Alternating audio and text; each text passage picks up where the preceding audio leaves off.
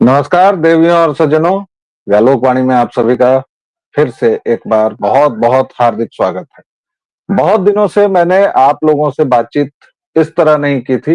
हालांकि इस चैनल की मैंने शुरुआत की थी तो कहा था कि अक्सर मैं आप लोगों से अकेले बात करूंगा और वही योजना भी थी, लेकिन फिर मुझे लगा कि कुछ विषयों पर जो विशेषज्ञ हैं उनके साथ बातचीत करनी चाहिए, तो मैं उन विषय के विशेषज्ञों को लाता हूं और उनसे बातचीत करता हूं। लेकिन आज का जो टॉपिक है वो खास तौर से जेन जी और जो अभी अभी जिन्होंने प्रोफेशनल लाइफ में कदम रखा है उनको संबोधित है, क्योंकि करीबन 2003 से मैं प्रोफेशनल लाइफ में काम कर रहा हूं और लगभग 22 साल हो गए काम करते हुए। तो इन वर्षों का जो निचोड़ है उसको मैं साझा करना चाहता हूं और ये ट्रिगर पॉइंट बना विनय हिरेमथ नाम के एक भारतीय मूल के उद्यमी का, जो लूम नाम की एक कंपनी के सह संस्थापक थे।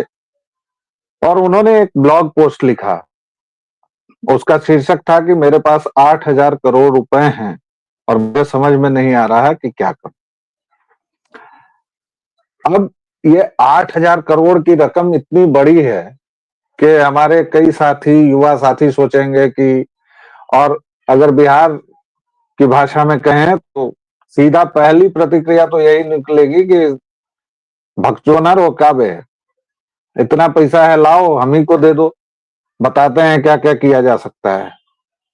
लेकिन दोस्तों, उस व्यक्ति के खालीपन को समझिए कि इतने रुपए लेकर इस शीर्ष पर बैठा हुआ आदमी और कह रहा है कि अब मेरी समझ में कुछ नहीं आ रहा है। और उसने कंपनी क्यों बेची?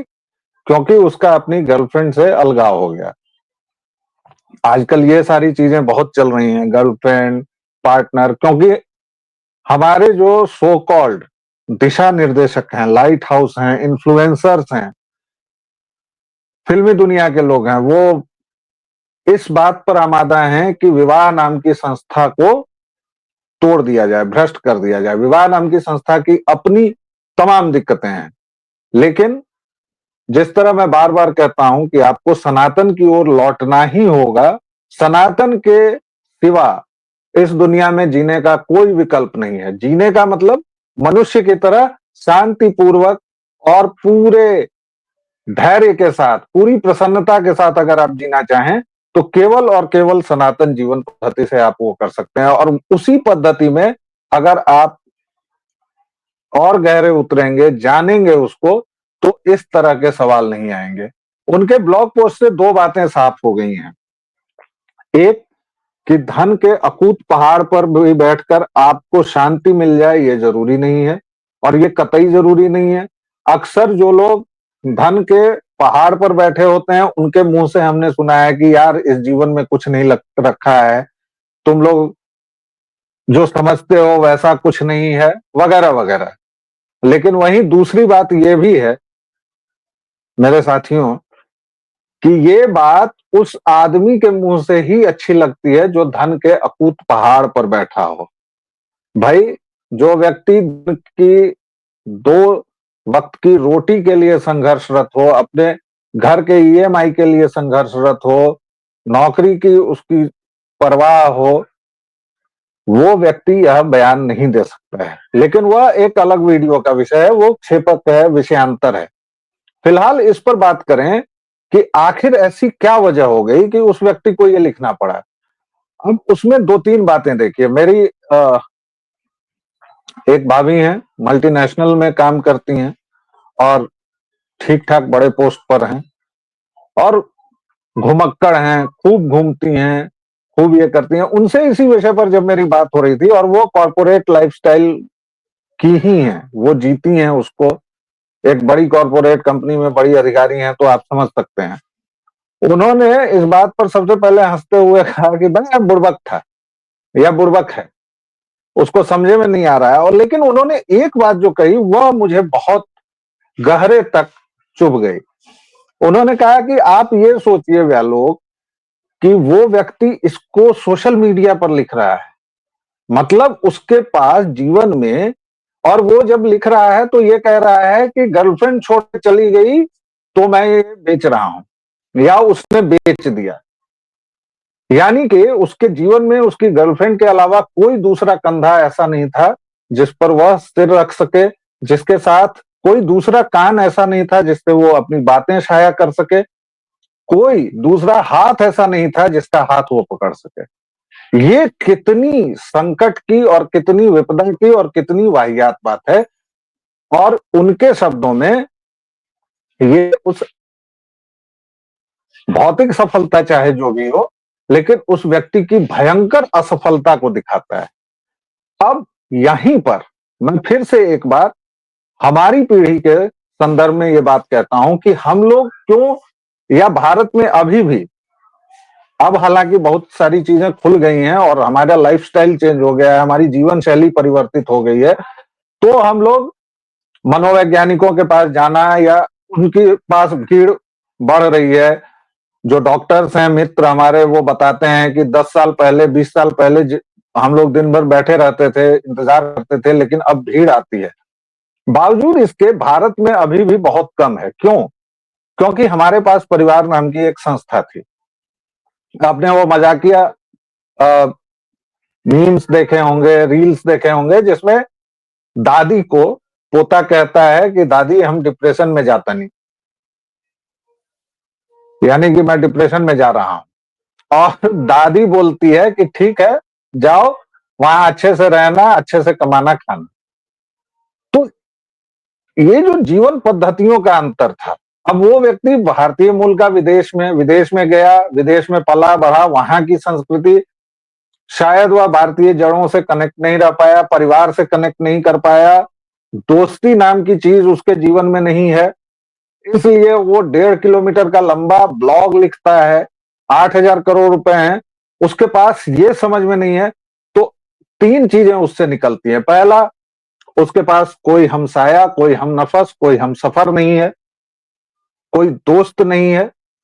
दूसरा, उसके पास जीवन में केवल एक लक्ष्य था, टेक्नोक्रेसी के जरिए पैसे कमाने का, उसके अलावा उसके जीवन का कोई उद्देश्य नहीं है। और तीसरा, सबसे बड़ा, कि वह आघात सहने के लिए तैयार नहीं। गर्लफ्रेंड गई तो अब हम सब बेच बाच के निश्चिंत हो जाएंगे। अब इन तीनों प्रश्नों पर विचार कीजिए। मैं आज के संदर्भ में 2025 की 11 जनवरी को ये बात कह रहा हूं। आप अगर अपना करियर शुरू कर रहे हैं और अपने दोस्तों को भूल जा रहे हैं, तो ये गलती कभी मत कीजिएगा। हमेशा अपने दोस्तों को आसपास रखिए। ये बात मुझे इस संदर्भ में भी याद आती है कि जब हम लोग जेएनयू में पढ़ते थे, तो वहां, हालांकि ये दूसरी मजाकिया बात है, कि वहां पर एक देखा जाता था कि जिसकी भी, खासतौर से लड़कों की, जिसकी भी गर्लफ्रेंड बनती थी, वो अपनी मित्र मंडली से धीरे धीरे कटता चला जाता था। फिर ऐसा होता ही है, बहुतेरे रिश्ते चल नहीं पाते थे, तो जब वो टूटता था और तब वो जब वापसी करना चाहता था, तो उसे बहुत दिक्कत होती थी, क्योंकि उसके सारे दोस्त भी अपने अपने काम में बिजी हो जाते थे। हालांकि वो दौर अलग था, तो दोस्त थोड़ा सा गरियाते हुए कि क्या वे बहुत काबिल बन रहे थे, लेकिन लोग उसको संभाल लेते थे। बहुतेरे हृदय के झटके और तमाम चीजें होती थी, लेकिन लोग कुछ दिन कुछ व्यसन वगैरह करते थे, दोस्तों के साथ रहते थे, ठीक हो जाते थे। तो दोस्तों को कभी मत भूलिए, अपने परिवार को कभी मत भूलिए, और एक कंधा आपके पास जरूर ऐसा रहना चाहिए जिस पर आप कभी भी अपने जीवन के किसी भी समय निर्द्वंद होकर कह सकें कि भाई, मेरे पास भाई बहन पत्नी बीवी कोई भी हो, कि देखो गुरु, मेरे पास ये समस्या है और मैं समझ रहा हूं। अक्सर हम भारतीय इसलिए में पढ़ते हैं क्योंकि हम कहते नहीं है। हमें लगता है कि यार ये बात कैसे किसी को कहूं, क्या हो जाएगा, कैसे करेंगे, और उसके बाद वो समस्या इतनी विकट होती चली जाती है कि बाद में हम उससे निपट भी नहीं पाते हैं। तो पहला पॉइंट, दोस्तों को और परिवार को बिल्कुल साथ रखिए। दूसरा पॉइंट ये है कि आप अपने जीवन का एक लक्ष्य तय कीजिए। हमेशा ही। ये पैसा कमाना, शिखर पर पहुंचना, ये सब ठीक है, लेकिन आपके मनुष्य होने का कुछ और लक्ष्य है। वरना स्टीव जॉब्स नीम करौली नहीं घूमते रहते, बीटल्स वाले यहां आकर नहीं आते। आप देखेंगे जैसे जैसे पश्चिम जिस तरफ पागल हो रहा है, क्यों पूर्व की तरफ आ रहा है। अभी महाकुंभ में एप्पल की जो कर्ता धर्ता है, स्टीव जॉब्स की पत्नी, वो पूरा कल्पवास करेंगी। और कल्पवास इतना कठिन होता है, हालांकि वो 15 दिन का ही कर रही है, महीने भर का कल्पवास होता है, लेकिन कल्पवास वैसे भी इतना कठिन होता है। उसमें इस ठंड में जमीन पर सोना होता है, मौन रहना पड़ता है, अधिकतर समय ईश्वर को याद करना पड़ता है, और बहुत कठोर नियम है। तो या तो आप आध्यात्म की ओर जाएं, और देखिए अध्यात्म का मतलब ये नहीं है कि आप किसी कट्टरता की ओर जाएं, आपको लेकिन कहीं ना कहीं एक चीज रखनी पड़ेगी। आप अध्यात्म की ओर जाएं, आप पढ़ाई की ओर जाएं, आप पेंटिंग की ओर जाएं, आप कोई ललित कला अपनाएं, आपकी मनुष्यता का कोई लक्ष्य होना चाहिए। आप हमेशा पूछिए कि आप क्यों आए हैं। क्या आप केवल इसलिए आए हैं कि आप 2 टाइम की नौकरी करें या कोई कंपनी बना लें?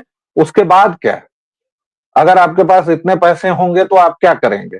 आपके पास एक प्लान हमेशा तैयार होना चाहिए। और तीसरा, सबसे महत्वपूर्ण पॉइंट, कि आघात सहने के लिए तैयार रहिए। और ये बात आपसे वो व्यक्ति कह रहा है, यकीन मानिए वो व्यक्ति कह रहा है जिसने जीवन में ठाक अपने 20 वर्षों के करियर में प्रोफेशनल और निजी स्तर पर बहुतेरे आघात जिस व्यक्ति ने सहे हैं, वो आपको ये कह रहा है कि आप हमेशा भारतीय दूब को याद कीजिए। पूरा जंगल जल जाएगा, पूरी सृष्टि लगभग खत्म हो जाएगी, लेकिन दूब फिर से पनप आती है। इसीलिए उसको पुनर्नवा कहते हैं। क्यों? क्योंकि वह किसी भी संकट से जूझ कर फिर से उग सकती है, पनप सकती है। तो गर्लफ्रेंड चली गई, परिवार ने निकाल दिया। आप कभी कीनू रिव्स के बारे में पढ़ें, हॉलीवुड का जो बड़ा सितारा है, मैट्रिक्स सीरीज की फिल्मों का जो नायक है, वो व्यक्ति आदर्श हो सकता है आघातों के मामले में। उसका बचपन बहुत कठिन गुजरा, फॉस्टर होम्स में रहा, फिर क्या क्या नहीं किया, अपराध की दुनिया में जा रहा था, उसके बाद उसने वापसी की। अब भी वो व्यक्ति ट्राम में चल देता है, बस में चल देता है। और ये जानिए, मेरे पिता एक बात कहा करते थे, हमेशा कहा करते हैं, कि रात जितनी ही संगीन होगी, सुबह उतनी ही रंगीन होगी। तो आप देखिए, और उनके बाद मैंने एक फॉर्मूला निकाला है जो मेरे अब तक के जीवन का निचोड़ है। ईश्वर, और आप अगर इस ईश्वर शब्द से, आप नास्तिक हैं, आस्तिक हैं, क्या हैं मुझे नहीं पता, अगर आपको ईश्वर शब्द से, तो आप नियति मान लीजिए, आप ब्रह्मांड मान लीजिए, आप यूनिवर्स मान लीजिए, आप बिग बैंग मान लीजिए, जो भी। ईश्वर संघर्ष के लिए मौके उनको ही देता है जिनके बारे में वो जानता है कि वो टूटेंगे नहीं, वो फिर से वापसी करेंगे जीवन में, वो फिर से वापस आएंगे। और इसके अलावा बहुत सारी बातें और भी हैं, जैसे कि आप ही के इसी समूह से एक उद्यमी ने यह भी कहा कि भाई लैपटॉप खरीदो, मेड रख लो, बाकी जीवन में जो 20s वाले हैं, लेट 20s और 30s में जिन्होंने जीवन शुरू किया है, ये जो मानसिकता है, ये आपको अंततः वहीं तक ले जाएगी। विनय हिरमत की जो नियति हुई है वहीं ले जाएगी। लैपटॉप और मेड आपको वह सब कुछ नहीं दे सकता जो किताबें दे सकती हैं, जो परिवार दे सकता है, जो दोस्ती दे सकती है, जो यारी दे सकती है। इसलिए तीनों मंत्रों को याद रखिए। अपने परिवार में, दोस्तों में समय निवेश कीजिए, धन का निवेश कीजिए।